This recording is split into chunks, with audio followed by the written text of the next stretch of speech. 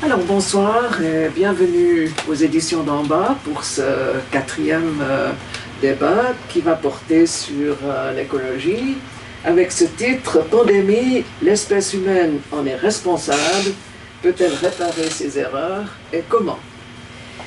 Vous vous souvenez peut-être, il y a une année à peu près, dans la sidération du moment et des annonces de confinement, beaucoup de gens se sont mis à réfléchir, on entendait grésiller les neurones comme ça, et dans ces circonstances, quelques-uns ont imaginé que ce serait une bonne idée de rassembler le résultat de ces réflexions et d'en faire un livre. Parallèlement, d'autres, et ce livre a apparu sous le titre « Tumulte post-corona », les crises en sortir et bifurquer, et parallèlement, d'autres amis, collègues, ont lancé l'idée d'un manifeste 2020, et aujourd'hui, ces deux ouvrages sont rassemblés, sont jumeaux, et vont nous aider, nous l'espérons, à réfléchir à l'après de cette crise que nous traversons. Jusqu'à maintenant, au fond, il n'y a pas eu énormément de débats, c'est d'ailleurs pourquoi ce soir nous trouvons utile de lancer quand même des idées et de débattre. Peut-être que la durée de la crise, qui était totalement imprévue, quand on a écrit d'ailleurs « Tumulte post-corona », on a peut-être fait une erreur en pensant que le post viendrait très rapidement, ce qui n'est pas le cas. Et c'est possible aussi que la durée de cette crise soit responsable du fait que, au fond, les gens n'ont pas tellement maintenant, plus tellement maintenant envie de réfléchir et se disent bon bah vivement que cette histoire finisse et qu'on passe à autre chose. Mais non, passer à autre chose, ce sera aussi réfléchir de l'après. Je vous présente les intervenants de ce soir. Je commence par Nathalie Chèvre, qui a écrit dans Tumulte post-corona un texte intitulé « Un monde d'après sans chimie de synthèse est-il souhaitable ?» Vous êtes écotoxicologue, maître d'enseignement. Pourquoi on ne dit pas maîtresse? Alors, il ne faut pas me demander à moi, mais... Enfin voilà, maître d'enseignement et de recherche à l'Université de Lausanne, ingénieur en environnement de l'EPFL, et spécialiste des risques, sur le risque des substances chimiques dans l'environnement. C'est ça, merci. Tout près de moi, Raphaël Arletin, auteur d'un texte « Crise de la biodiversité, dysfonctionnement écosystémique et émergence des pandémies humaines » au pluriel. On n'est pas sorti de l'auberge. Bon. Vous êtes professeur à l'Université de Berne, directeur de la division de biologie de la conservation. C'est quoi ça? Protection de la biodiversité. Ah voilà, là, comme ça c'est clair. Simplement. Et chef du département de biologie. Vous avez d'ailleurs écrit ce texte avec un collègue, Philippe Christ, qui n'est pas avec nous ce soir, mais qu'il faut quand même citer, qui est, lui, professeur au département d'écologie à l'Université de Lausanne. Philippe Roch, vous avez écrit aussi dans Tumulte un texte intitulé « Et la nature ?» point d'interrogation, mais vous avez un privilège que nous n'avons pas, c'est d'avoir aussi écrit un texte dans le manifeste qui s'appelle « Nous réconcilier avec la Terre ». Voilà. Vous êtes présent dans les deux publications, mais je voudrais quand même rassurer les lecteurs, les deux textes ne sont pas pareils. Donc il y a des différences, ce n'est pas de la répétition.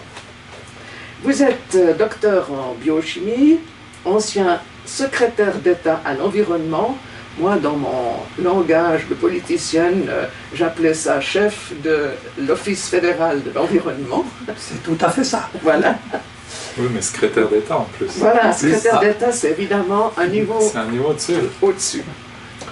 Quant à l'animatrice de ce soir, elle est très impressionnée et honorée de pouvoir parler avec des gens qui ont des titres tout à fait magnifiques. Mais je ne suis pas une scientifique, je m'efforce d'être une bonne écologiste si possible. Mais le fait que vos compétences m'impressionnent beaucoup est responsable du fait que je vais surtout orienter le débat sur ce que vous avez écrit pour que vous puissiez justement compléter les informations et répondre aux questions d'une non-spécialiste dans ce domaine. Nous avons ainsi trois auteurs différents, mais qui mettent tous les trois en lumière le rôle des activités humaines dans l'apparition des pandémies. Au fond, vous montrez que ce qui nous arrive depuis une année, ce n'est pas un sale coup du sort, mais c'est le résultat de ce que nous avons préparé. Alors, nous avons un texte, Raphaël Arletta, qui est une démonstration absolument implacable. Je dois dire que quand j'ai lu ça, honnêtement, ça plombe le moral. Hein. Donc, je compte sur vous pour essayer de nous donner un petit peu d'espoir, parce que vraiment, c'est une description des enchaînements qui ont amené à la situation que nous connaissons maintenant, et on se demande s'il y a un espoir de sortie. Alors, vous nous le direz. On a un texte très pointu, très précis et informatif, peut-être un peu sur le mode interrogatif de Nathalie Chèvre, qui se demande ce qu'il faut garder, ce à quoi il faut renoncer dans les substances de chimie de synthèse. Là aussi, vous nous expliquerez ce qu'il convient de faire.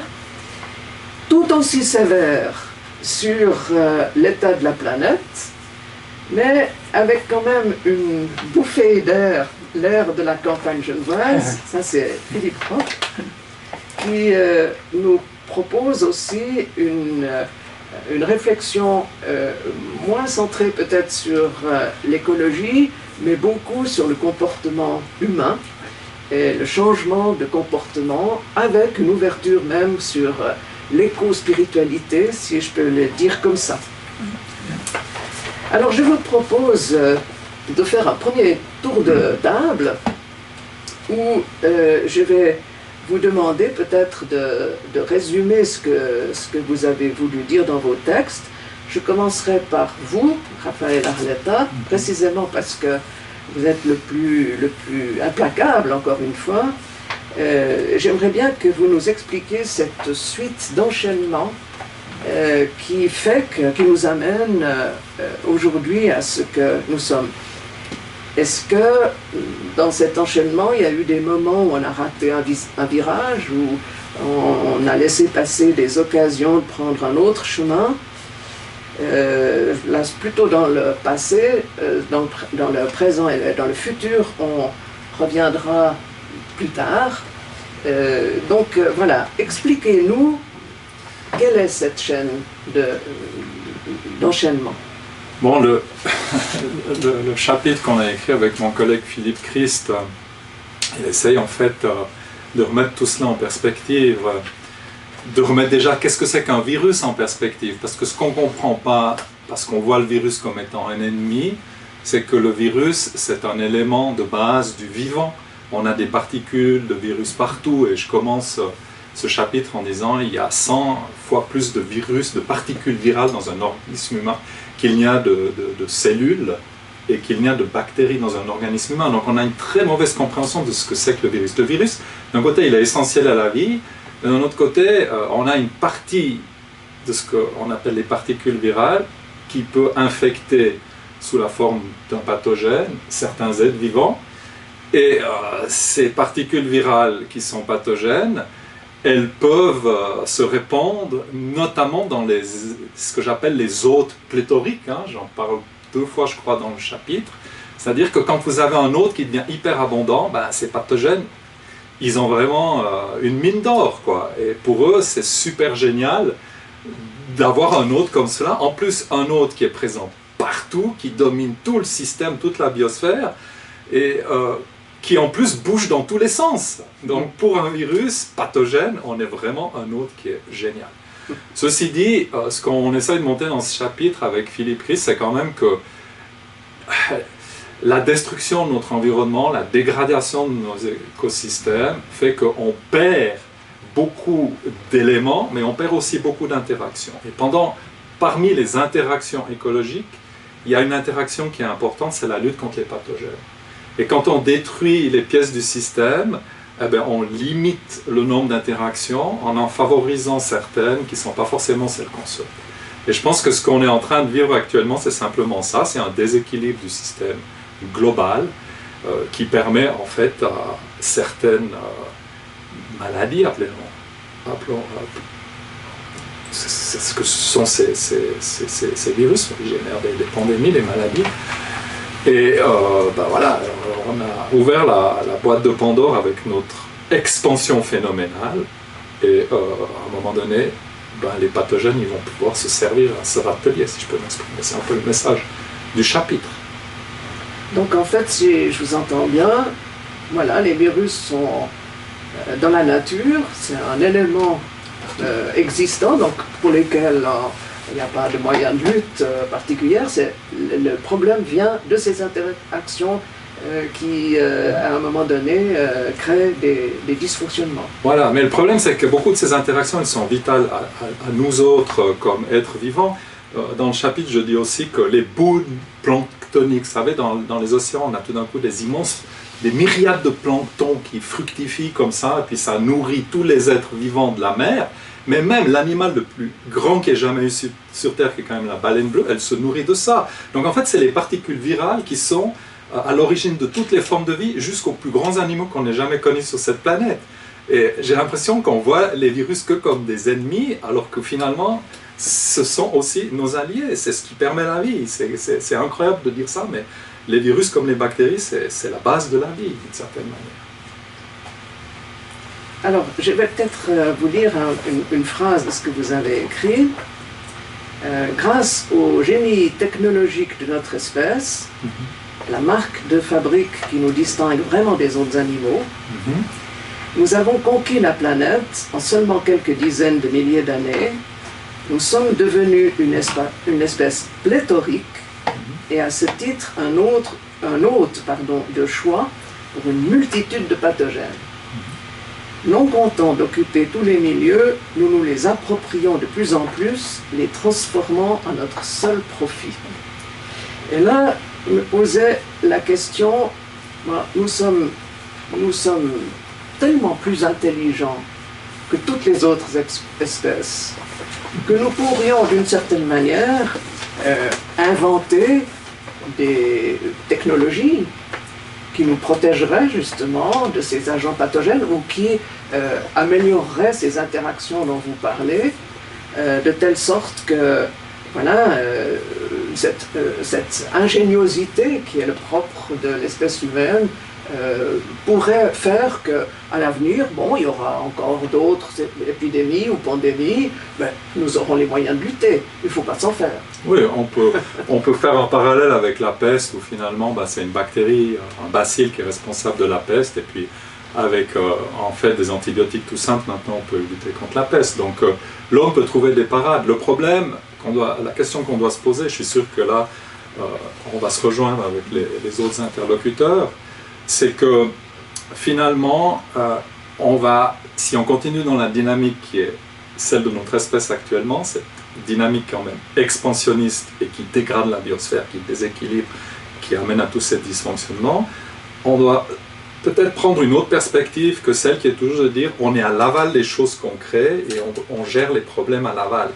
Et ça, c'est quelque chose qui, pour moi, est assez flagrant dans la situation actuelle. On est focalisé sur le vaccin, c'est clair, mais on est en train de régler les problèmes dans l'immédiateté. Or, il y a la dimension longue aussi, et cette dimension longue, elle appelle à ce qu'à l'amont, on se pose les questions de savoir qu'est-ce qu'on fait à nos écosystèmes qui a des répercussions à long terme sur les autres espèces et sur nous-mêmes. Et cette réflexion-là, excusez-moi, mais je trouve qu'elle est relativement absente du débat. En tout cas, elle est absente du débat politique, elle est absente de ce qu'on lit dans la presse. Et je suis sûr qu'avec vous, on va se rejoindre sur ce point, c'est qu'à un moment donné, il faut changer les paradigmes et notre mode de perception du vivant. C'est de ça qu'il s'agit. Quelle est notre relation au vivant si on veut éviter ces écueils? Et là, on a, excusez-moi, mais c'est un petit écueil qui nous arrive maintenant. Dans une perspective sur le long terme, on risque de vivre des choses beaucoup plus graves qui pourraient prendre, par exemple, la dimension de l'épidémie de peste qui a sévi en Europe. Je vous rappelle quand même qu'entre 1347 et 1352, on estime qu'entre 25 et 30% des Européens sont morts en 5 ans d'une épidémie de peste. Alors ce qu'on vit maintenant, c'est fulgurant, c'est spectaculaire, ça nous affecte profondément dans notre société, dans notre économie et dans notre chair pour certains, mais ça reste quand même presque épiphénoménique, si j'ose dire, par rapport à ce que l'on pourrait vraiment vivre. Alors là, vous voyez le scepticisme qui transparaît dans mon chapitre, dans notre chapitre avec Philippe Christ. Je pense qu'on peut vivre des choses identiques avec des virus, mais aussi avec des bactéries, n'oublions pas les bactéries, aussi avec ce qu'on appelle les maladies auto-immunes, qui vont probablement générer des épidémies, si ce n'est des pandémies, on y reviendra peut-être plus tard, et ces autres pathogènes, ils peuvent se répandre vraiment comme à très très très grande allure, si on ne prend pas garde à notre manière de gérer le vivant. Et quand je donne un exemple, parce que peut-être ça parle plus aux auditeurs, aux téléspectateurs, les exemples, quand on voyait, je crois que c'était à Singapour, ces gens qui traitent tout avec des antiseptiques, ce que ça génère, ce genre d'attitude, c'est que vous détruisez toutes les communautés de bactéries qu'il y a dans votre environnement, et après quand vous grandissez dans un environnement où il y a quasiment plus de bactéries, eh bien, vous ne développez pas votre système immunitaire, et puis dès que vous êtes en face d'un pathogène, vous avez votre organisme qui ne sait plus ce qui se passe, et puis il développe ces maladies auto-immunes. On sait qu'une partie des maladies auto-immunes, elle est due à l'aseptisation des milieux. Et je ne suis pas sûr que cette perspective-là de vouloir détruire toutes les bactéries qu'on a autour de nous, sachant que les bactéries sont essentielles au vivant, hein, encore une fois, comme les virus, ils sont à la base des chaînes alimentaires, je pense que cette attitude comme ça de lutte permanente, elle nous amène dans une situation dramatique qui va générer des dégâts colossaux. On n'en a encore pas pris la mesure, mais je pense que c'est ça qui nous pend au bout du nez. Donc il faut vraiment qu'on repense notre relation au vivant, qu'on accepte que, même si on prend beaucoup de place, qu'on est le centre de cette biosphère actuellement, quand on dit qu'il faut remettre l'homme au centre, j'adore cette métaphore, parce que l'homme est partout. Quand on est partout, on est a fortiori au centre, hein, ça, parce que vous l'avez remarqué. Et je pense qu'il faut qu'on repense qu'on repense notre relation au vivant, comment est-ce qu'on veut vivre avec les autres organismes sur cette planète, et c'est une question de notre propre survie à très long terme, d'après moi. Je vous vois hocher de la tête, Nathalie et Philippe. Vous voulez intervenir? Oui, alors moi c'est vrai que toute cette question de la désinfection, c'est quelque chose qui m'a énormément dérangée depuis le début, aussi parce que, alors c'est clair, on va détruire notre système immunitaire, mais aussi on génère des résistances chez les bactéries. Et puis le jour où on aura vraiment une bactérie qui va être là, ben on n'aura plus rien pour la combattre. Et ça, c'est quand même inquiétant, parce qu'on sait qu'on est proche de l'ère post-antibiotique, les médecins le disent, il y a des antibiotiques qui ne marchent plus pour et mettre des désinfectants partout, à tout le monde. Et, alors chez nous, on ne le fait pas aussi largement qu'ils font peut-être en Asie, mais ils font ça en Espagne aussi, hein, où ils désinfectent les plages, ils désinfectent les rues, etc. Donc c'est peut-être pas aussi large, mais en attendant, à chaque magasin, il y a des désinfectants et tout le monde se lave les mains 10 fois par jour avec des désinfectants. Et moi, ça m'inquiète beaucoup pour justement la suite de notre... Parce que je pense que ce qu'on réalise peut-être gentiment, donc on parle de la destruction des écosystèmes, mais on avait souvent mis les écosystèmes et l'homme à côté. Et je pense qu'on réalise gentiment, c'est qu'en fait, finalement, l'homme, il en fait partie, et puis l'atteinte aux écosystèmes est une atteinte à l'homme aussi. Donc, et c'est vrai que moi, ce qui m'avait frappé au début de cette pandémie, c'est que finalement, comme vous dites très bien, le virus, il est là. Normalement, l'être humain a la capacité de se défendre tout seul. Et pourquoi il y a des choses qui ont fait qu'on a peut-être perdu cette capacité? Un des points, c'est justement notre intoxication avec des substances chimiques, avec et donc on se l'est préparé nous-mêmes aussi. Et ça, c'est inquiétant parce qu'on prend la direction de continuer exactement dans cette direction-là. Voilà. Philippe Franck, vous vouliez intervenir? Oh, je peux qu'approuver ce qu'ont dit mes deux collègues Et c'est vrai que je crois que l'essentiel de ce que dit aussi Raphaël, c'est que la nature, par sa diversité, y compris bactéries, virus, etc., est résiliente. Il y a toujours des tensions et des fluctuations. Et il y a parfois une épidémie qui peut s'échapper. Mais dans une nature complète, ça se rééquilibre rapidement. Et ce que nous avons produit avec cette domination de l'humain sur la nature, c'est une cassure à travers laquelle peuvent s'échapper des choses comme ces virus. Donc l'importance de garder un équilibre entre l'humanité et la nature est essentielle. Et on oublie complètement, et j'approuve aussi le fait qu'on n'en parle pas du tout, ni en politique, ni dans la presse depuis une année, alors que c'est un élément essentiel, et c'est la raison pour laquelle j'ai intitulé mon article « Et la nature » avec un point d'interrogation, c'est le cri de Robert Hénard, mon maître spirituel et intellectuel, qui a essayé de trouver chez les philosophes, il essayait de comprendre mais pourquoi on s'occupe si peu de la nature et pourquoi on la détruit. Et il s'est rendu compte que tous ces gens pensaient intellectuels, humains, mais oubliaient la nature. Et c'est au fond cette posture de l'humain qui, à partir des lumières, ce que j'appelle moi la réduction rationnelle, c'est-à-dire la raison c'est formidable, mais quand on ne voit plus que la raison, on se coupe de toute la réalité qui va au-delà de la raison. Et nous nous sommes positionnés en dehors et au-dessus de la nature, alors que nous en faisons partie, et alors avec ces fameuses techniques qui ont multiplié notre puissance, nous avons commencé à l'exploiter comme une chose à notre disposition, sans prendre plus de précautions, et finalement à la détruire, et à créer de très profonds déséquilibres. Et c'est pour ça que j'en appelle à nous réconcilier avec la terre et avec la nature, c'est-à-dire de reconsidérer les autres constituants de la nature, les autres êtres vivants, comme des êtres d'une grande valeur, qui ont une valeur propre et qui méritent notre respect, et dont nous dépendons aussi de l'équilibre. Donc cette question de la nature, alors après on pourra revenir sur d'autres aspects importants de la nature pour l'humanité aujourd'hui, mais cette question de l'attention à porter à la nature, à la prendre en considération, est essentielle et totalement absente du débat actuel. On y reviendra avec votre texte. Merci. Encore juste, Raphaël Rita, une question. Franchement, quand je vous entends, je ne suis pas extraordinairement confiante dans l'avenir. C'est assez terrible. Vous annoncez du pire. Et puis ma question serait, est-ce que c'est pas trop tard? Est-ce que, voilà, ces enchaînements font que, comment maintenant on revient en arrière? Bon, ce sera évidemment la question principale peut-être de notre débat par la suite, mais est-ce que ça n'est pas trop tard? Alors, bon, évidemment, les scientifiques, ils passent souvent pour des Cassandres. Les politiciens aimeraient bien que les scientifiques, de temps en temps, camouflent un petit peu la vérité. Mais moi, je pense que connaître la vérité, c'est la meilleure manière également de progresser, la vérité et la réalité, la meilleure manière de faire face, en fait, aux problèmes qu'on génère. De mettre tout ça sous le tapis, de fermer les yeux, ça ne pourrait qu'amplifier les problèmes. Malheureusement, je ne suis pas sûr qu'au niveau des politiciens, on est, et c'est aussi un post-scriptum que j'ai mis dans mon chapitre, qu'on ait l'écoute du scientifique qu'on devrait avoir. Je pense qu'on ne peut pas vivre dans un monde qui est un peu projeté virtuellement sur ce qu'on aimerait qu'il soit, qu'il vaudrait mieux voir le monde tel qu'elle est si on veut faire en sorte que ce monde soit aussi, ou reste aussi beau que possible.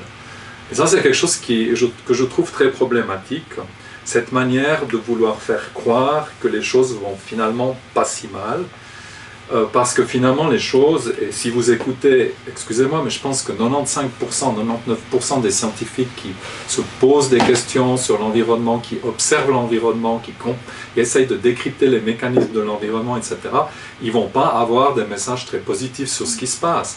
Après, la science, elle a évidemment deux mouvances. Il y a la mouvance, je dirais, scientifique critique, et puis il y a la mouvance scientifique technologique. C'est deux dimensions différentes de la recherche scientifique, et évidemment que dans ceux qui prônent les solutions technologiques, vous avez des gens qui sont légèrement différents dans leur approche des choses que ceux qui ont peut-être l'esprit critique des lumières hein, dont on parlait avant, c'est-à-dire d'avoir une réflexion aussi critique de notre place dans les systèmes. Et je ne suis pas sûr personnellement que toutes les solutions technologiques qu'on essaie de nous vendre à tout crin, c'est la solution pour le futur. J'ai plutôt l'impression qu'on est dans une fuite en avant dans ce qu'on pense être des solutions technologiques. Et il y a on appelle ça le Concorde fallacy en anglais, je ne sais pas si on dit la fallacie du Concorde. On est quand même souvent dans cette espèce de perspective où on croit que, regardez par exemple, maintenant on a ce problème de destruction du climat qui est d'après moi pas le plus gros problème auquel on doit faire face, mais c'est celui qu'on voit parce que c'est celui qui nous touche peut-être le plus directement actuellement. Mais on voit qu'on est en train de fuir dans certaines technologies en croyant que c'est la solution. Alors, Philippe Roch a écrit des livres sur l'énergie éolienne, où il est très critique par rapport à ça, mais on peut aussi voir la mobilité électrique, qui peut être vue comme une autre manière de continuer à pousser en avant ce système productiviste et consumériste, sans se poser la réflexion de base de savoir mais comment est-ce qu'on essaye de rechercher ces points d'équilibre. Et ces fuites en avant technologiques, très souvent, eh bien, elles ne sont pas dans une perspective de recherche de points d'équilibre avec le vivant.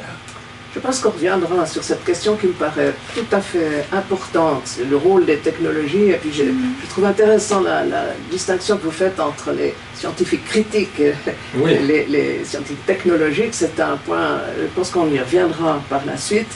Mais je voudrais peut-être passer alors la parole à Nathalie Chèvre. Vous êtes presque aussi catégorique que Raphaël.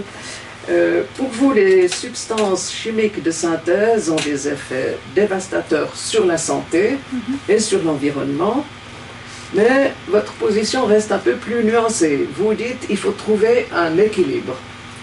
Alors, expliquez-nous ce que pourrait être cet équilibre. Alors, je ne sais pas si ma position est aussi nuancée que ça, parce que c'est vrai que mes étudiants me disent que j'ai le cours le plus déprimant du master. Toi aussi.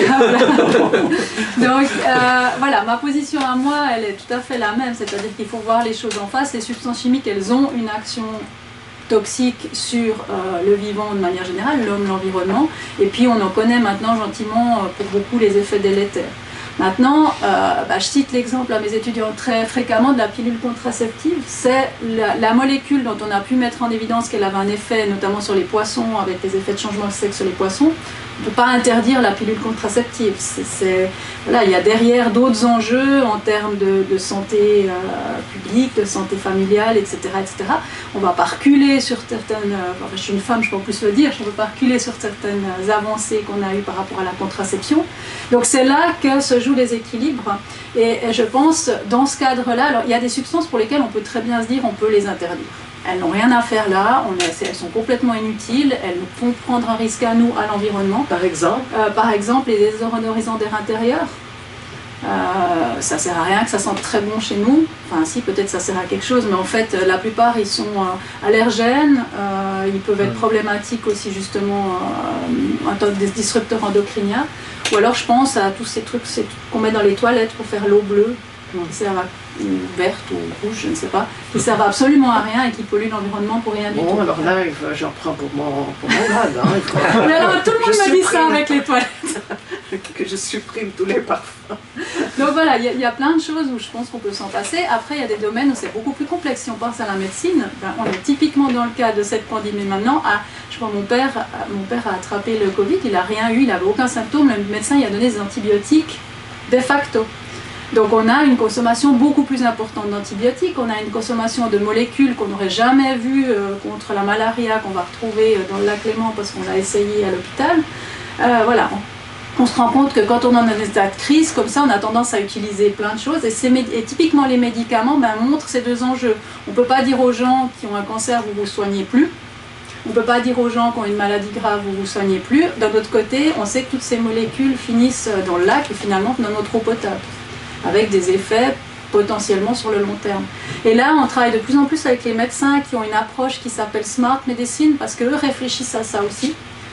Notamment aussi sur les impacts des cabinets médicaux en tant que au niveau changement climatique justement, mais aussi sur la surprescription des médicaments.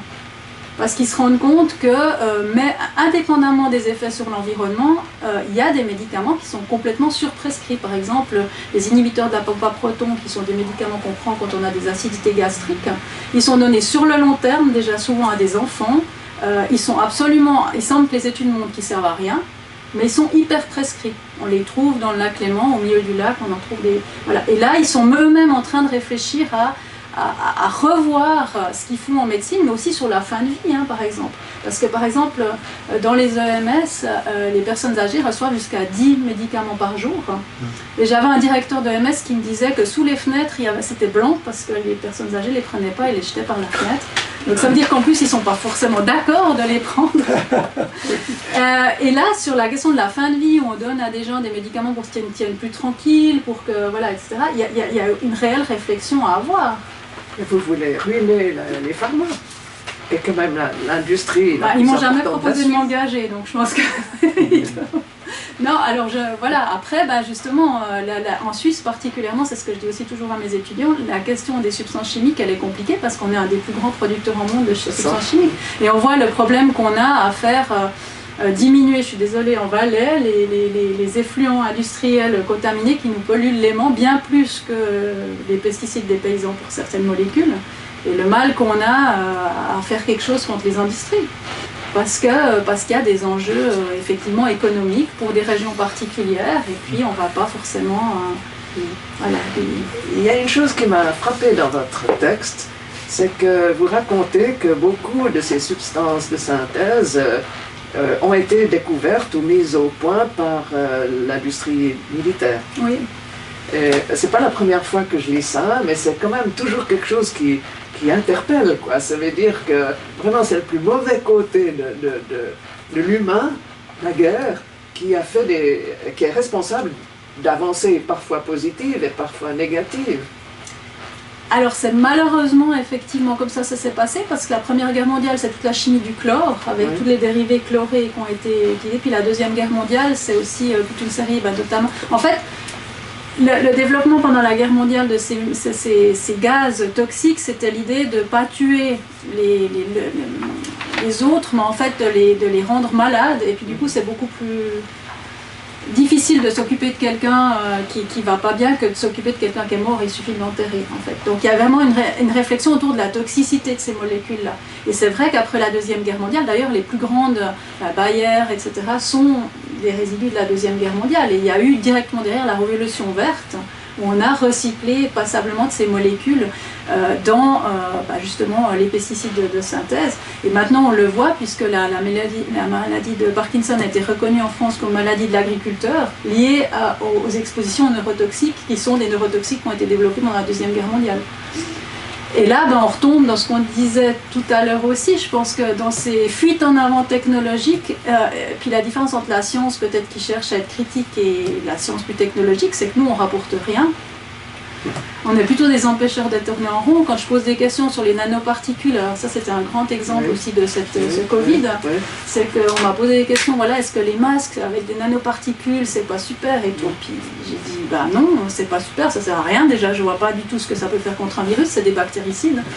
Et puis voilà, et puis là dernièrement j'ai vu que la télévision belge, parce que les Belges ont acheté en masse de ces masques avec des nanoparticules, ils se sont rendus compte que c'était toxique en fait. Et de l'inhaler tout le temps, ça a des risques sur le long terme.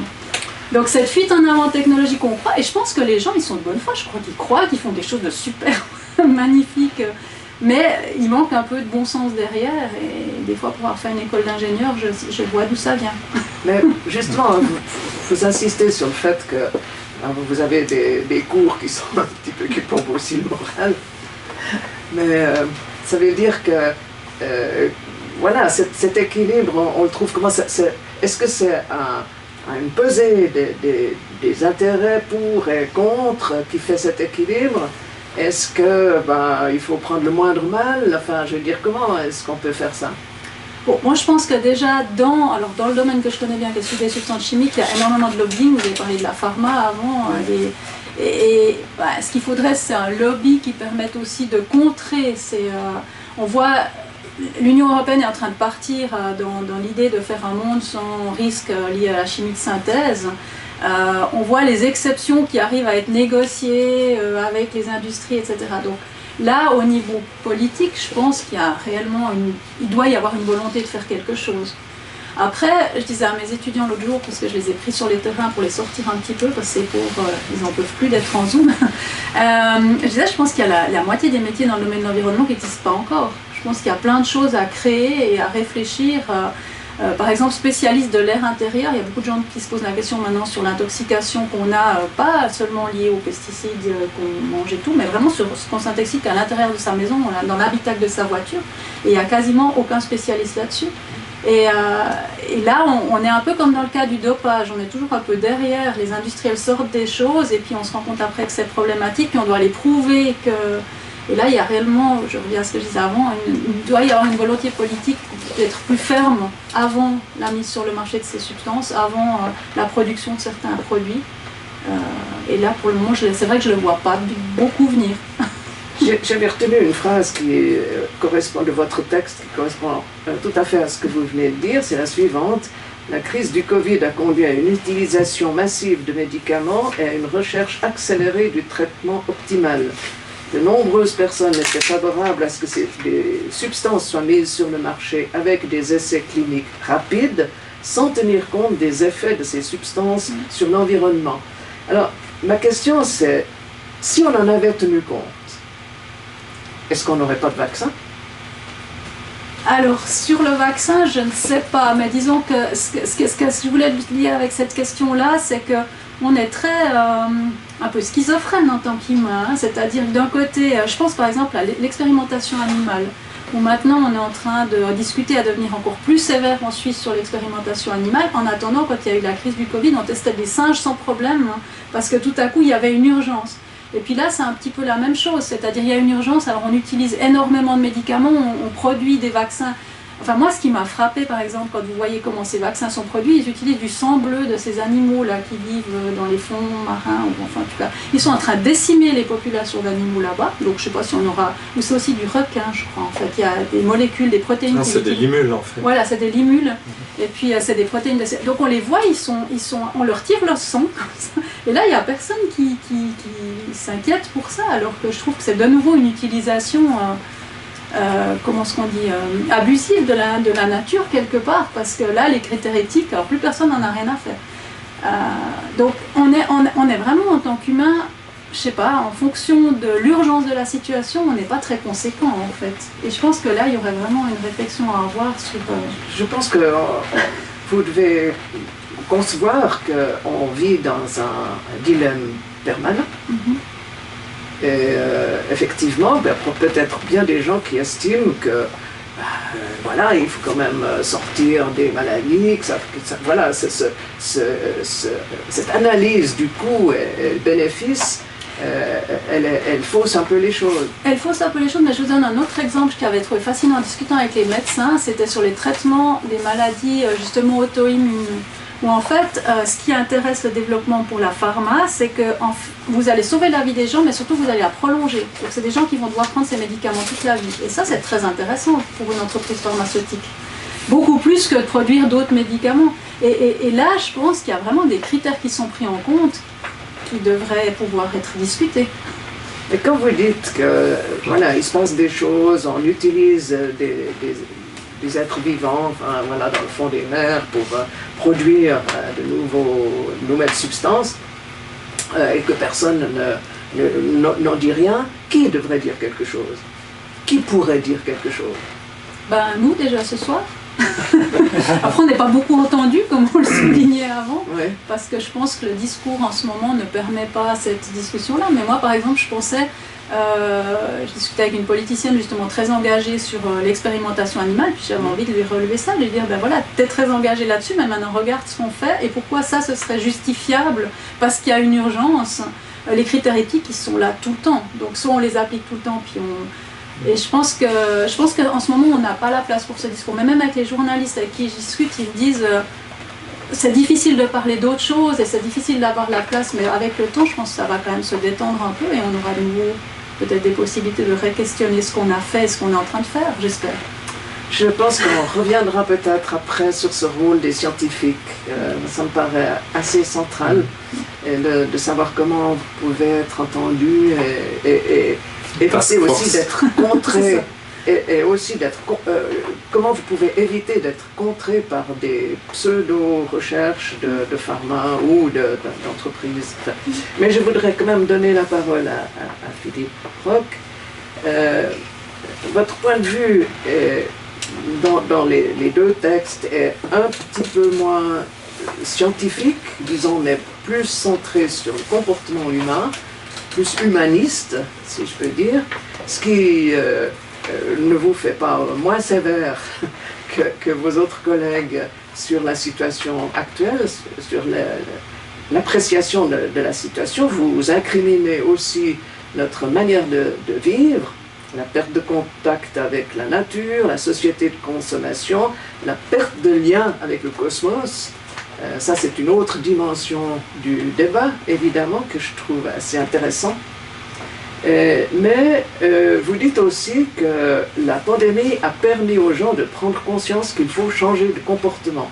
Donc là, vous partez d'un constat assez sombre, mais en même temps, il y a quand même une petite lueur d'espoir. Expliquez-nous ça. Bien sûr, de toute façon, chaque matin, je me lève en me disant, allez, on va faire aujourd'hui quelque chose pour le meilleur. Si modeste soit cette contribution, ça c'est mon attitude profonde. Je ne suis pas optimiste béat en disant tout va bien aller, mais je suis optimiste en disant je peux participer à la construction d'un monde meilleur. Alors peut-être si, Catherine, je ferai juste une toute petite remarque en complément. D'abord, par rapport à l'attitude ou à la science, ce n'est pas du tout contradictoire, c'est complémentaire. Et dans la suite de ce qu'ont dit les deux collègues aujourd'hui, je reprends une analyse que fait Jacques Besson, professeur dans le livre sur le tumulte, que j'ai trouvé très intéressante. Il met en parallèle ce qu'il appelle l'urgence sanitaire. Il y a un problème, il faut réagir vite. Et tout le monde est d'accord qu'il faut faire quelque chose. Mais la crise de civilisation qui est derrière. Et je trouve que c'est très intéressant d'avoir ces deux points de vue. Ça confirme ce qu'ont dit mes deux collègues ici. C'est-à-dire qu'aujourd'hui, nous souffrons du fait que l'urgence sanitaire étouffe tout le reste. Et on ne parle que de ça, autant au niveau des autorités que de la communication, de la presse. Et c'est pour ça qu'on court derrière des solutions d'ordre technique, on espère tous que le vaccin va arriver, que tel ou tel produit va nous sauver. Et si on ne fait que ça, c'est faux. Et alors je reviens à la question, effectivement que la cause du problème, qui est cette rupture entre une humanité qui domine, qui détruit, et une nature magnifique qui nous entoure et qui nous a fait d'ailleurs, et dont nous vivons, ça tient à la posture, même je dirais philosophique, que nous avons par rapport à cette nature. Si nous considérons la nature comme une chose à exploiter pour notre profit, et que nous sommes dans une logique de croissance qui domine actuellement la civilisation, et il est clair qu'on va épuiser cette nature, la détruire, et nous avec d'ailleurs, quelles que soient les techniques que l'on va développer.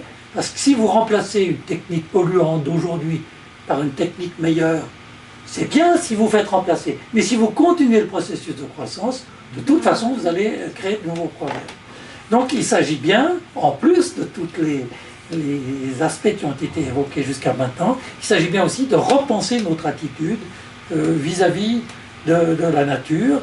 Et alors cela a un avantage, et que j'ai quand même constaté aussi dans cette crise dès le début, parce que j'ai la chance d'habiter dans un environnement très, très naturel, j'ai vu déferler des foules. Et ça m'a réjoui. Je me suis dit, mais les gens qui sont coincés chez eux sortent. Et puis alors, quand je croise des personnes autour de chez moi qui se promènent dans la nature, j'ouvre le dialogue. Et j'étais très heureux de voir que ces personnes disaient, mais est-ce que c'est beau? Oh, puis cet arbre, et puis la rivière. Et je rêvais de nouveau à mon cher Robert Hénard, qui espérait toujours un réveil de l'intérêt pour la nature. Et c'est magnifique. Et donc on voit bien que l'être humain, lorsqu'il est parfois même contraint d'aller à la rencontre de la nature, il trouve une immense source de bien-être, d'épanouissement. Et moi, c'est ce que je souhaite.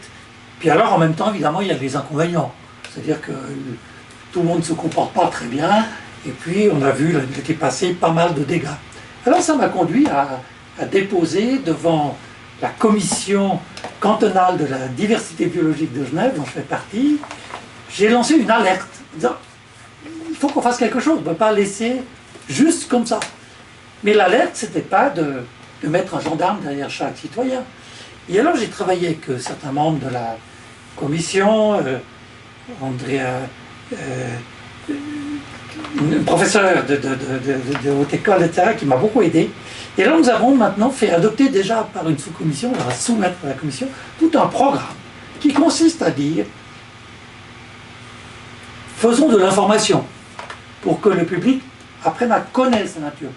Préparons-nous à l'accueillir dans la nature par certaines petites infrastructures, des cheminements, des accueils, de l'accompagnement.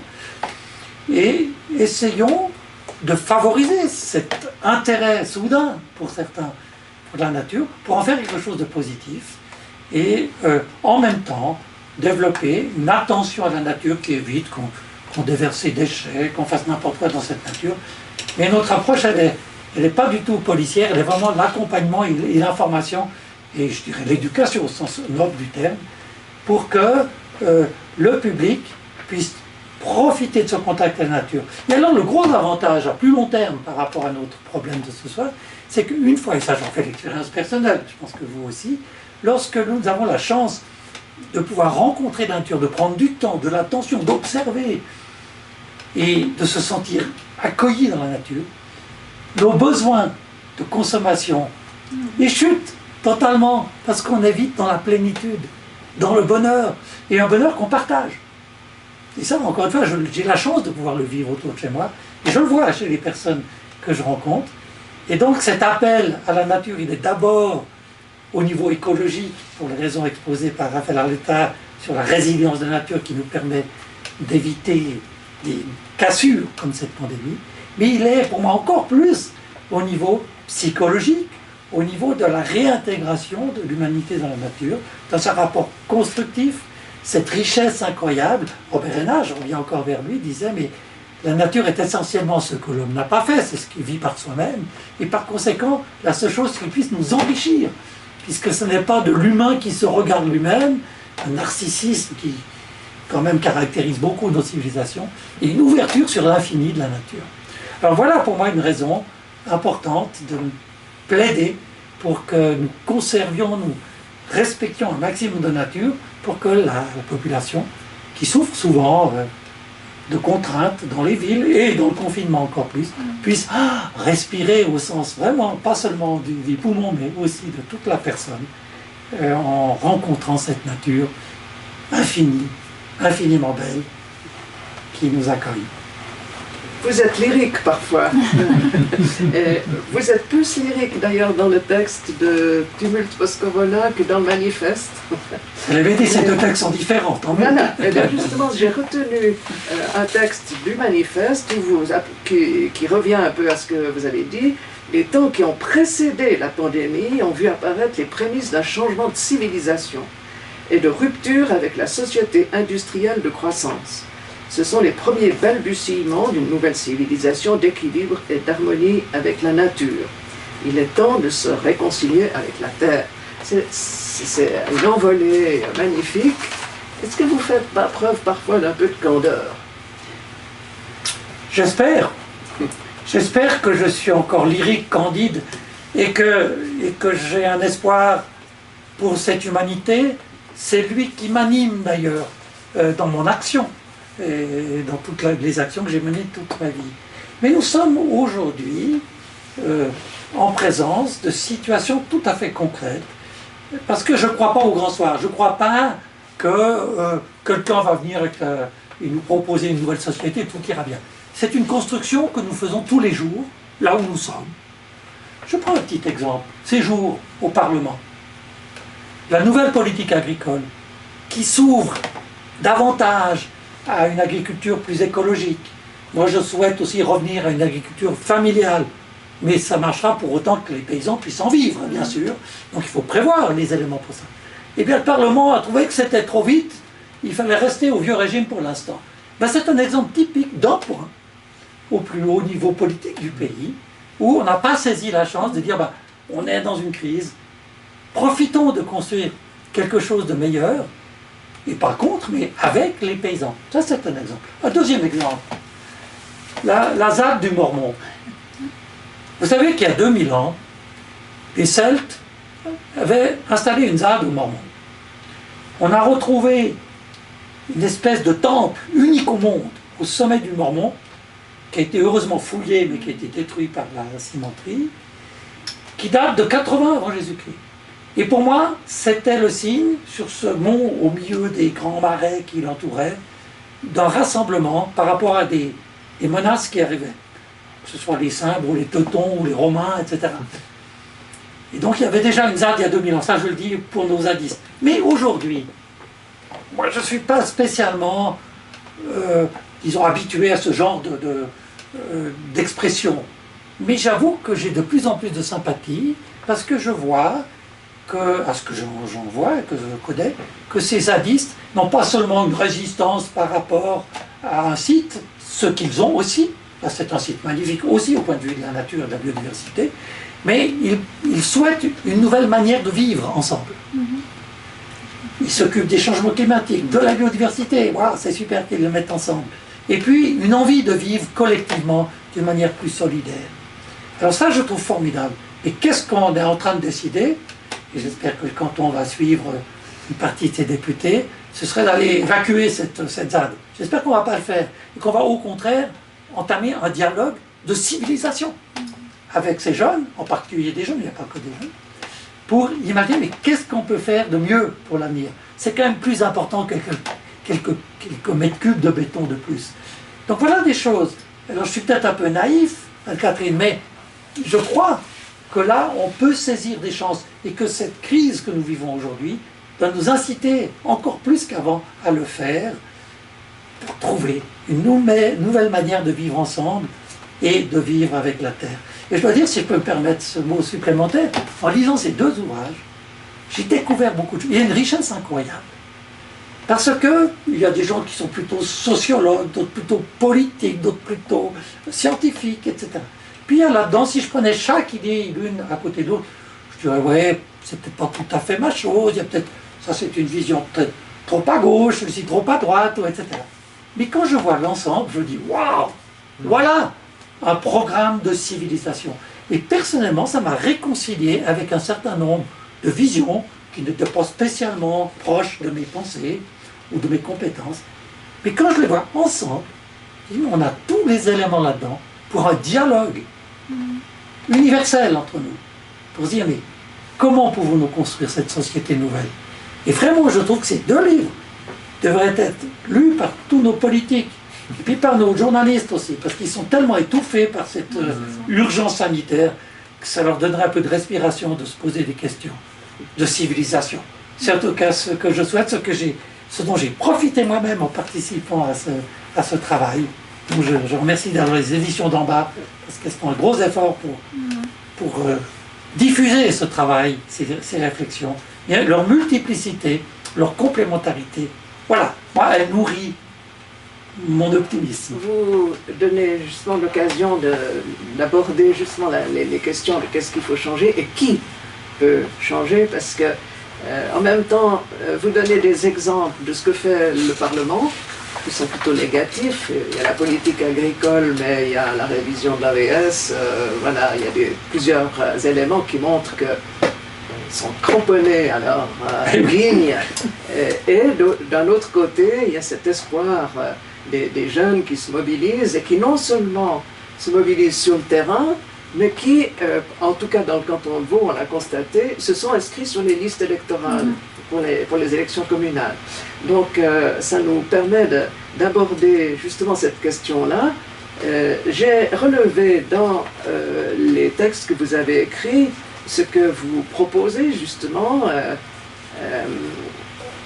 Est-ce qu'on peut encore bifurquer? Ça, c'est la question principale. Ou est-ce qu'on a passé le point de non-retour? C'est la question que je vous posais, Raphaël Arletta, tout à l'heure, en disant c'est peut-être trop tard. Alors, j'ai lu « Privilégier l'éducation à l'émerveillement, au respect et à l'entraide ». Ça, c'est vous, Philippe. Aménagement du territoire, plus de nature en ville et encore et des espaces naturels préservés, c'est toujours vous. Raphaël, intégration des scientifiques dans les processus décisionnels, baser les choix politiques sur l'évidence scientifique. Il faut dire que c'est assez courageux, voire téméraire, de proposer ça justement au moment où le Parlement envisage de réduire au silence les scientifiques. Ah oui. Donc ça, voilà, c'est à discuter. Et la science est-elle plus forte que l'économie? On a parlé tout à l'heure de ces fausses études faites par des entreprises pour nier la toxicité des tabac. oui, voilà, du tabac, ou encore aujourd'hui, j'ai vu qu'il y a le refus de nouveau d'interdire la publicité pour le tabac. Donc voilà. Encore, Philippe, moins de liens, plus de biens. Ça, c'est la devise de la décroissance. Alors là, c'est aussi assez téméraire à une époque où on a entendu, je crois, dans le canton de Vaud, un chef d'entreprise dire « Mais la décroissance, c'est ce qu'on vit aujourd'hui, vous voyez bien, c'est horrible !» Donc, bonne chance pour... à part ça, je me rejoins complètement, mais je vais dire, voilà. Et puis, repenser notre lien à la chimie et donner plus de place aux intérêts de la santé humaine et environnementale. Voilà, ça, c'est ce que vous avez écrit. Je ne sais pas si vous voulez commenter. Oui, je reviens sur 2 points oui, rapidement. Alors, allez-y. Sur mes collègues aussi. Le premier point, sur qui? Alors j'y pensais parce que j'ai passé quelques jours, juste ces derniers jours, avec Dominique Bourg, on est allé faire des choses extraordinaires en France. Et puis lui, c'est un grand philosophe, c'est un grand penseur, il m'impressionne beaucoup. Et alors je pensais, en préparant cette rencontre, en me disant, mais est-ce que, puisque je parlais d'une posture de l'humanité vis-à-vis de la nature, etc., il y a des questions philosophiques fondamentales. Mais la philosophie, ça peut se développer, se pratiquer dans les plus grandes universités, mais aussi à la table du bistrot. Parce que finalement, la conversation que je tiens à la table familiale ou à la table du bistrot, elle est aussi très philosophique, mais à mon niveau, avec ma vie de tous les jours. Et alors je voudrais vraiment inviter toutes et tous à oser penser et dire, même si on n'est pas très sûr. Parce que finalement, le monde se construit par l'addition de toutes ces pensées. Alors sur la question de la croissance, j'étais vraiment confronté à cette question. Croissance, décroissance. Si on continue la croissance, on est foutu. On ne peut pas croître indéfiniment dans un monde qui est fini, donc on voit déjà tous les dégâts. Et la décroissance dite comme ça, c'est clair que c'est pas rigolo parce que notre système tient tellement à ce système de croissance, si je pense simplement au PIB, à tout le système des assurances, etc., qu'on se dit, mais si on arrête ça, on est foutu. Et je comprends cette réaction. Et c'est pour ça que j'ai écrit ce petit bouquin qui s'appelle « Croissance-décroissance pour une transition écologique ». C'est comme ça qu'il faut le voir. Il faut viser un monde, je dirais, stable, un monde harmonieux, rééquilibré. Et puis, pour y arriver, il ne faut pas couper court. Il faut développer une transition. Et j'ai donné tout à l'heure quelques petits exemples. Il y en aurait beaucoup à donner. Mes collègues aussi, certainement. On se dit, ben là, ce choix que je fais aux prochaines votations, aux prochaines élections, je vais le faire dans le sens de... Ça ne veut pas dire que demain j'aurai tout réglé, mais je veux réorienter cet énorme paquebot de l'humanité vers quelque chose de meilleur. Et ça, franchement, de se lever tous les matins en disant aujourd'hui, dans les choix que je vais faire, des choix des fois tout simples, et parfois plus importants selon les fonctions que les uns ou les autres ont, je vais prendre cette direction. C'est pas un beau projet de vie, ça. Moi, je ne sais pas combien de temps il me reste à vivre parce que je suis dans un état de santé limite, pas à cause du Covid, mais à cause du cancer. Mais moi, chaque jour qui vient, je me réjouis. Je me dis, waouh, encore un jour où je vais pouvoir m'émerveiller devant la vie, devant des rencontres, devant la nature, et où je vais pouvoir poser une petite graine pour la suite. Moi, je suis heureux comme ça. Et franchement, de penser et de vivre comme ça, j'ai vraiment plus besoin de consommer. Enfin, je mange, mais j'ai plus besoin de voyager, parce que je suis dans une plénitude. Alors voilà, c'est un chemin. Je ne dis pas que tout le monde doit être comme ça, mais il faut dire qu'il y a beaucoup de choses à vivre positivement, même dans un monde qui nous paraît bien mal. pour aller dans votre sens, lors des élections communales, premier tour, à Vevey, le parti Alternative Décroissance est arrivé en tête et a placé ses 5 candidats à la municipalité en tête. Ça, c'est fort. Avec des affiches dans la ville qui dit « Pas d'avenir sans décroissance ». Il faut le faire quand même. C'est nouveau, c'est une première mondiale. Bon, Vevey, c'était peut-être un bon terroir. Hein, oui, alors absolument, il y avait déjà... Enfin, oui, mais il faut commencer par les bons terroirs. C'est fort, ça. Mais quand même, quand je vous entends dire « Ah, c'est merveilleux », vous parlez même d'une éducation à l'émerveillement.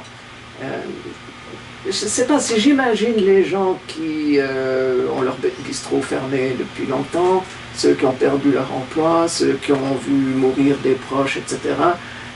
Peut-être qu'ils se disent oh, il est bien gentil, c'est merveilleux, mais enfin, c'est dur, c'est dur. Alors, on est sur tout à fait judicieuse question, bien sûr. D'abord, quand je parle d'éducation à l'environnement, je pense d'abord à l'éducation, aux enfants, à l'école. Et on a tellement de peine à faire entrer dans l'école du temps pour ça. Et puis, l'entraide, on est quand même encore dans une philosophie de la compétition. Donc, si je l'exprime de manière aussi simple, c'est bien pour dire qu'il faut réorienter toute l'éducation dans ce sens. Maintenant, Catherine, vous parlez des gens qui souffrent de ce Covid et qui souffrent encore davantage des mesures qu'on prend. Et ça, je reviens à ce que je disais tout à l'heure, c'est la résultante de cette domination totale de l'urgence sanitaire qui a fait oublier des choses tout aussi essentielles. Et par exemple, lorsque j'envisage une société plus équilibrée, évidemment, je suis choqué de voir qu'on assassine aujourd'hui la petite économie, justement celle qui peut soutenir une telle société. Les bistrots, les petits commerces, moi je suis totalement choqué. Lors de la première vague, on leur a imposé des mesures sévères qu'ils ont prises. Je suis allé au restaurant, il y avait des panneaux de plexiglas, on avait moins de monde au restaurant, mais on nous accueillait avec chaleur. Et après on les a fermés, mais c'est complètement idiot, d'ailleurs c'est complètement inutile par rapport à la pandémie. Ça appauvrit les gens, beaucoup de gens, et ça les rend malheureux, et j'en suis extrêmement fâché. On dit, oh, faites du pick and machin, non, correct. Mais si vous avez votre bistrot qui est fermé, vous pouvez bien faire 2-3 pizzas pour les vendre à l'extérieur. Mais si vous avez un bistrot qui marche, même au ralenti, même de façon diminuée, là, vous pouvez compléter peut-être par des plats que vous apportez aux voisins, etc. Mais là, je suis très fâché contre le Conseil fédéral. Je dis vraiment, il a assassiné la petite économie, donc justement, qui est le soutien de cette société et qui est mon espoir pour l'avenir. Et puis si je peux rajouter là-dessus, ce qu'on fait aux jeunes actuellement, c'est grave. Et c'est la relève. Ouais. Moi, je me dis, des jeunes qui ne peuvent plus se former, qui ne vont plus à l'école, qui n'ont pas eu l'école pendant un moment, qui ont décroché, nos étudiants qu'on n'arrive plus à former, et c'est eux la relève, et c'est eux qui doivent trouver des solutions pour le futur, et c'est eux qu'on ne forme pas. Moi, qu'est-ce que vous proposez ? Je pense que, dans le sens que on vient de dire maintenant, je pense qu'il faut qu'on rouvre les hautes écoles notamment, il faut qu'on puisse continuer cette formation, parce que moi je vois quand même quelques espoirs au niveau de l'enseignement. J'ai beaucoup de contacts avec des enseignants qui réfléchissent différemment, qui essaient vraiment d'amener leur classe dehors, notamment dans les gymnases. Il y a vraiment beaucoup de projets, et je pense que c'est un des points positifs de ce confinement, c'est que l'aspect local a pris quand même pas mal d'ampleur. Et dans les gymnases notamment, mais aussi dans les classes, je vois vraiment des projets qui se développent, ils essayent d'essaimer. Mais si on ferme tout ça, on met à tous les enfants des masques et puis qu'on les enferme dans les classes et puis... je sais pas, c'est... Non, moi je comprends pas non plus. Là, il y a vraiment un... Ça m'amène à une question qui me préoccupe et qui peut-être préoccupe beaucoup d'autres gens. C'est qu'il y a une différence entre la première vague et la deuxième. La première vague, on applaudissait les soignants. Pourquoi on ne les applaudit plus? Et maintenant, on assiste à une espèce de clivage entre les négativistes, les complotistes, les anti-masques, les anti-tout, et puis ceux qui espèrent quand même s'en sortir sans attraper le Covid et qui redoutent une troisième vague. Est-ce qu'il y a encore une entente possible? Est-ce qu'il y a des solutions qui préservent les intérêts des uns et des autres? Quand vous dites qu'il faut rouvrir les universités, j'entends ça parfaitement. La situation des jeunes, je pense que c'est très clair que ça pose un problème. Mais alors, est-ce que c'est au risque de vie perdue? Mais ça va au-delà de ça. Il y avait une philosophe, je ne trouve plus son nom maintenant, bordelaise, qui a fait de Bordeaux, qui a fait Barbara texte Stiegler. extraordinaire là-dessus, où elle dit que justement on est en train de séparer la société en deux, entre Voilà. ceux qui... Voilà. Et elle dit que c'est justement dans les universités qu'on est capable de faire réfléchir les gens pour arriver à recréer ce lien. Et si on les ferme, ben, je ne vois pas quels sont les espaces où on peut le faire. Et du coup, oui, peut-être que c'est au prix de... Alors oui, moi je l'ai vu, hein, clairement, la deuxième vague, on l'a vu venir à l'université. Nos étudiants ont été de plus en plus malades, on a des quarantaines à gauche, à droite, on a tenu comme on a pu... Mais peut-être, oui, peut-être mais je pense que là, c'est la différence entre réfléchir sur le court terme et le long terme aussi. C'est que moi, je suis assez sensible à l'argument de dire, mais on est en train finalement d'enterrer toutes les choses qui pourraient nous permettre de créer une civilisation différente. C'est-à-dire la jeunesse, la former, les petites entreprises, on est en train tout ça de l'enterrer, effectivement. Juste là, pour terminer sur votre question, hein, c'est dans le même sens, mais ce clivage qui se produit, c'est à cause des abus de ces décisions. Moi, j'étais quelque part content que le Conseil fédéral ose prendre des décisions. C'est bien, on aimerait qu'il le fasse aussi pour la biodiversité et le climat, ce qu'il est loin de faire. Mais après, il y a eu des contradictions, puis il y a eu des abus. C'était pas très intelligent. Alors forcément que ça a créé des réactions. Et ça, il faut espérer qu'on arrive quand même à aborder cette question pour l'avenir d'une manière plus raisonnable. Prenons des mesures, moi je vous leur dis, je m'embrasse, même si je trouve que c'est un peu exagéré, mais de fermer tout ça, d'empêcher les gens de se rencontrer, c'est totalement abusif. Et ça crée des disruptions dans la société. C'est tout un débat. Je veux quand même rappeler que dans les consignes que nous avions données aux auteurs pour Tumulte post-corona, on avait justement dit on n'entend pas faire une évaluation de la politique suivie par le Conseil fédéral ou les cantons dans ce domaine en mettant des bons et des mauvais points. On veut juste réfléchir à ce qu'on fait après. Mais encore une fois, c'est vrai que pour nous, l'après, c'était le printemps dernier, enfin c'était l'été dernier, quoi. Donc voilà, on n'imaginait pas que les choses allaient durer, et cette durée, elle est vraiment problématique. Ma question encore, c'est, on parlait du monopole de la crise sanitaire sur le débat public, c'est une espèce d'absolutisme de l'urgence. Qu'est-ce qu'on laisse de côté? Et c'est possible aussi, on a beaucoup dit par exemple que les gens n'allaient plus se préoccuper du climat parce que tout était centré sur ça, c'est un point d'interrogation, apparemment ça n'est pas le cas. Mais c'est possible aussi que vis-à-vis du climat, on raisonne un petit peu comme vis-à-vis de l'épidémie en disant bon ben voilà, c'est un mauvais coup du sort, on sait que ça devait arriver, qu'il y ait des catastrophes. Mais enfin, comme dit d'ailleurs Dominique Bourg, je crois, j'ai entendu dire ça, on n'arrive pas à croire ce qu'on sait. Et ça me paraît être très caractéristique de ça. Mais je vois que vous voulez réagir. Non, moi je voulais réagir sur un point, c'est que je pense aussi qu'il y a eu effectivement la première vague où on a pris des mesures, puis il y a cette prolongation, mais on ne revient pas non plus, il n'y a pas de réflexion sur ce qui s'est passé. Et je pense par exemple, je reviens à la désinfection, quelque chose qui m'énerve beaucoup et qui m'inquiète beaucoup. Maintenant, on sait il y a de plus en plus d'études qui montrent que finalement les surfaces ne sont pas les vecteurs du virus. Alors pourquoi on ne revient pas en arrière sur la désinfection, notamment dans les écoles, où il y a des écoles qui désinfectent à la javel, avec des enfants qui spraient ça, je ne sais pas combien de fois par jour, qui respirent ça, qui le mettent sur leurs mains. C'est grave en termes de santé publique. La javel, à part ça. Mais ça fait une année qu'ils font ça. Moi, je me demande sur les conséquences sur leur santé à long terme. Et pourquoi on ne revient pas là-dessus ? Pourquoi on rajoute des choses et on ne revient pas justement sur certaines mesures en se disant peut-être c'est un peu exagéré, puis ça pose des problèmes sur le long terme qui pourraient être plus graves que ceux contre quoi on essaye de lutter maintenant. Et ça m'amène peut-être à une dernière question, ça veut dire qui peut faire ça? Qui peut dire qu'il faut changer ça? C'est-à-dire sur qui on peut compter pour amener des changements? Là, je reviens aux scientifiques. Je trouve vraiment très important ce que vous avez dit là-dessus. Moi, je ne sais pas s'il faut parler du débat de ce qu'on appelle l'évidence scientifique et de sa prise en compte dans les décisions politiques, parce que là, on est vraiment dans la préhistoire, quoi. Je veux dire, moi, ce que je trouve, et je veux juste dire quelques mots là-dessus, j'aimerais passer à autre chose, mais ce que je trouve incroyable, c'est qu'on finance la recherche à tellement...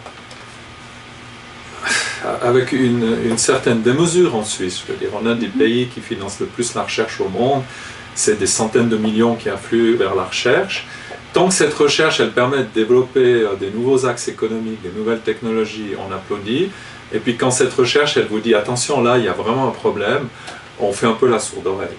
Et là, il faut que nos politiciens, ils aient une espèce de respect des scientifiques et aussi un respect des taxes qu'on impose aux citoyens pour payer cette recherche. Et je trouve que c'est un peu schizophrénique de financer la recherche à de tels grands renforts et après de ne pas en tenir compte au moment où on prend les décisions. Ça, c'est un peu mon avis de base. Mais maintenant, par rapport à comment est-ce qu'on peut amener, on ne va pas parler de révolution, mais à une évolution, je pense que, et ça rejoint ce que disaient Philippe Roch et Nathalie Chef tout à l'heure, c'est que je pense que c'est dans la nouvelle génération que sont les espoirs. C'est pas ma classe d'âge, c'est pas la classe d'âge de Philippe qui va faire le changement.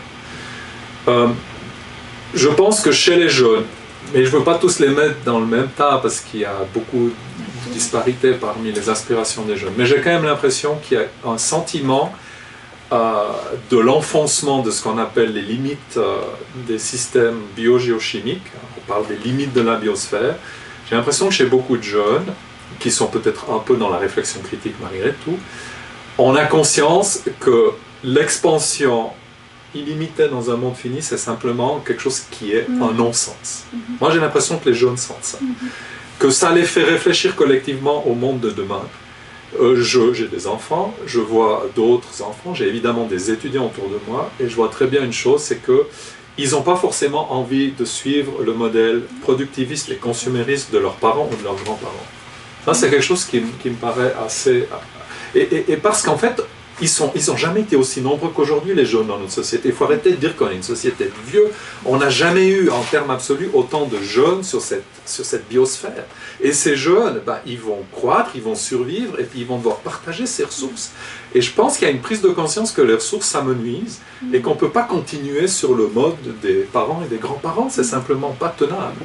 Donc moi, je mets beaucoup d'espoir en les jeunes. Je côtoie des étudiants tous les jours. Je trouve que c'est, contrairement à beaucoup de profs ou de personnes un peu âgées qui disent « Ah, il n'y a plus de jeunesse, etc. » Je pense qu'il y a une prise de conscience chez une fraction, en tout cas, de cette jeunesse qui, j'espère, arrivera à faire passer ces messages et à prendre le dessus, si je peux me permettre, qui est vraiment une source d'espoir, parce que je pense qu'ils ont conscience que sans une approche dans le partage et dans le collectif, on ne s'en sortira pas. Cette course à la compétition, où si ce n'est pas toi qui as cette place, ça sera un autre dont je vais me battre pour essayer moi de l'avoir, je pense que ça c'est déjà du passé. C'est comme ça que je ressens les jeunes, ils sont plus, évidemment, ils doivent faire leur place, mais ils sont plus dans une notion de partage. Il y a beaucoup d'espoir par rapport à ça. Maintenant, on est quand même dans une équation difficile. Pourquoi? Parce que, je le répète, on est pléthorique. Rappelons quand même qu'à la Renaissance, il y avait un demi-milliard, c'est-à-dire 500 millions à peu près d'êtres humains sur la planète, qu'on est actuellement proche des 8 milliards, et que c'est une pression qui est colossale sur notre environnement. Maintenant, moi, j'aimerais revenir sur un aspect, c'est que les Cassandres nous prédisent le futur, mais les scientifiques savent très bien que les projections et les prédictions, ça vaut ce que ça vaut. Et ça rejoint un peu ce que disait Philippe Roch tout à l'heure. Moi, je me considère personnellement comme étant un sceptique. Je ne suis pas un pessimiste, je suis un sceptique actif. Dieu sait si je me donne pour faire en sorte que l'information qui me semble importante par rapport à notre relation au monde vivant, encore une fois, la biodiversité qui est mon thème, je donne beaucoup d'énergie pour faire en sorte que ceci soit mieux compris, que soit mieux aimé, apprécié, parce que c'est source d'une richesse et c'est source d'équilibre sur le long terme. Donc je partage absolument la philosophie de Philippe Roch sur ce point de vue-là. Quand j'étais très jeune, d'ailleurs Philippe Roch était au WWF à l'époque, on se connaît, je devais avoir 16 ans la première fois que je l'ai vu, je me passionnais des chauves-souris. Les chauves-souris, c'était les sorcières dans notre société à l'époque. Maintenant, 40 ans plus tard, quand on parle des chauves-souris, évidemment, on a ces grands rhinolophes qui sont les vecteurs du coronavirus, mais mettons ça en parenthèse.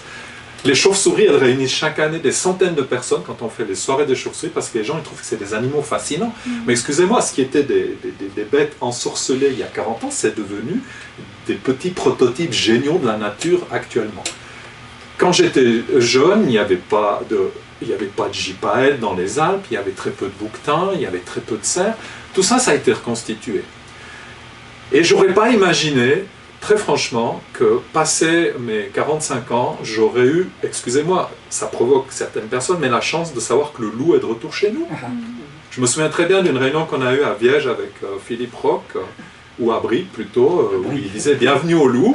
Il était en Valais, il s'est fait pas très encensé par l'audience valaisanne qui était là, j'étais présent. Mais je veux dire, ce que je veux dire par là, c'est qu'on fait beaucoup de projections sur le futur, mais franchement, on ne sait pas ce que demain sera fait.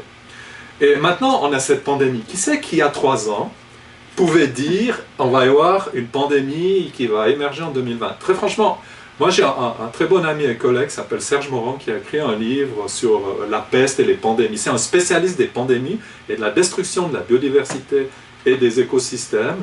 Il s'est spécialisé sur cette problématique-là. Et on discute souvent de ça, puis lui il dit mais ça nous pend au bout du nez. Et la question c'est quand, où et comment. Mais il le dit depuis 20 ans. Mais on ne pensait pas, même lui disait puis c'est là. Je l'avais prédit, je le sentais et c'est là. Donc c'est normal, c'est là. Mais en même temps on est toujours surpris du futur. Ça veut dire que quand on fait nos projections maintenant, on pense aux 50 prochaines années, on pense à notre destruction du climat et ça va continuer. Mais on ne sait pas ce qui peut se passer dans les 50 prochaines années. Il peut y avoir une évolution, il peut y avoir des cataclysmes majeurs qui font que 8 milliards, on nous projette d'être 9, 10 milliards en 2070, les modèles des démographes. Allez savoir! Allez savoir, peut-être qu'on sera de nouveau 2 milliards en 2070. Personne ne peut me dire que... Vu la baisse de la fertilité, oui. Il y a la baisse de la fertilité. Et puis, maintenant, on a vécu une petite pandémie qui nous a un peu affectés. Mais je vous rappelle ce que je vous ai dit tout à l'heure. Entre 1347 et 1352, on a eu une épidémie en Europe qui a tué entre une personne sur 4 et une personne sur 3 sur 5 ans. Et personne ne peut nous dire que ça n'arrivera pas encore une fois à l'humanité. C'est pour ça que je dis qu'il faut faire œuvre d'humilité, accepter qu'on fait partie d'un grand tout, voir la beauté qu'il y a dans ce grand tout, et là je rejoins absolument ce qu'ont dit les 2 autres interlocuteurs, parce que je pense qu'on n'a pas encore pris la mesure de la richesse émotionnelle et de la construction essentielle de notre être que la nature peut nous offrir. Voilà. Je pense que c'est quelque chose qui n'est pas partagé. On est dans une société consumériste, productiviste, et je rejoins absolument ce que disait Philippe tout à l'heure, on n'a pas réalisé que la non-consommation et le fait de se baigner dans la nature, c'est tellement enrichissant qu'on n'a plus besoin de consommer si on en est à ce stade-là. Et je pense que ça, c'est quelque chose qu'on doit essayer d'arriver à transmettre aux nouvelles générations, parce qu'on a un énorme déficit dans notre relation au vivant. Ça, je pense que c'est vraiment... Je pense que ça ferait une belle conclusion. Je voudrais juste faire une remarque pour vous 3. Parce que voilà, vous êtes des scientifiques, mais vous êtes aussi des gens engagés. Vous avez beaucoup milité dans la campagne contre la loi sur la chasse. Oui, on s'est fait beaucoup taper dessus aussi. Peut-être que Nathalie va voter pour l'initiative pour l'eau potable et une agriculture sans pesticides. Voilà, c'est des cas très précis. Et quant à Philippe Roch, moi je me souviens de certaines séances dans la commission de l'environnement à Berne. Vous étiez chef de l'Office fédéral. Et là, j'imagine, quand je vous entends aujourd'hui, que vous deviez terriblement ronger votre frein. Et que je suis contente de voir que vous passez vraiment à une autre dimension de la réflexion. Je terminerai par une dernière question. Vous avez écrit ces textes il y a une année à peu près. Quelle est l'évolution de votre pensée aujourd'hui? Est-ce que si je vous demandais d'écrire un texte aujourd'hui, vous feriez le même ou non? Je commence. Oui, j'écrirai la même chose, mais ce que j'ai appris par les autres, par l'échange justement avec toutes ces pensées qui sont hors de mon contexte restreint, j'ai beaucoup appris. Et donc je vois, je dirais encore peut-être davantage qu'il y a une année, la chance qu'il y a derrière la crise actuelle pour créer vraiment, ou préparer, pas créer, mais préparer cette nouvelle civilisation que nous attendons tous, une civilisation d'entraide, d'émerveillement, de coopération sur le plan écologique, social aussi. Ça, c'est peut-être pour moi une découverte plus que dans l'autre domaine. Et là, oui, je vois, je pense qu'il faut vraiment cultiver cet espoir et chercher ensemble à poser toutes les graines possibles pour cette civilisation de l'après-tumulte Covid. Alors moi je dirais aussi oui, après dans l'ensemble, enfin dans le texte lui-même, le fond il resterait le même, oui. Mais ça va exactement dans le même sens, c'est qu'en fait en lisant d'autres textes, ce texte je l'ai écrit toute seule dans mon coin, alors que j'avais mon fils à la maison, que c'était compliqué, que je faisais l'école à la maison, que je faisais mes cours en ligne, que je m'en sortais pas du tout. Et de voir, voilà, je vous ai dit que je n'arriverais pas du tout à le faire d'ailleurs. Et en lisant justement d'autres textes, je me suis dit, il y a pas mal de gens, comme ce soir, on partage finalement les mêmes idées, les mêmes façon de voir les choses, puis ça nourrit aussi la réflexion, et je pense que du coup je ferai plus de liens avec d'autres textes, ouais, puis c'est aussi intéressant pour moi de voir ces liens et de voir qu'on n'est pas tout seul à penser quelque chose dans son coin en fait. Raphaël ? Alors moi, je suis un peu un flemmard, j'ai pas fait mes devoirs, c'est-à-dire que j'ai lu quelques-uns des chapitres du Tumulte, Manifeste, je ne l'ai pas, donc je vais le prendre tout à l'heure. Ma question porte sur ce que vous avez écrit. Mais non, alors j'ai pas pu me nourrir de beaucoup d'autres articles parce que j'ai franchement pas eu le temps de tout lire, et ça c'est parce que j'ai un emploi du temps qui est un peu débordé, mais c'est mon problème. Non, moi je changerais rien, j'ai juste fait une grosse erreur, c'est que j'ai mis que le plus grand animal qui avait jamais existé sur Terre c'était la baleine grise, alors qu'évidemment c'est la baleine bleue. Non, autrement, franchement, c'est suffisamment généraliste que j'ai écrit pour que j'en change pas un iota. Donc, de ce point de vue-là. Alors je vous remercie beaucoup, tous les trois, de ce moment de partage et de réflexion. J'espère que les auditeurs en tireront de bons messages, et en tout cas un message plutôt positif à la fin, et ça me réjouit beaucoup. Merci. Merci à vous. Merci à vous. Catherine, merci aux éditions d'Armand. Merci, ouais. Au revoir.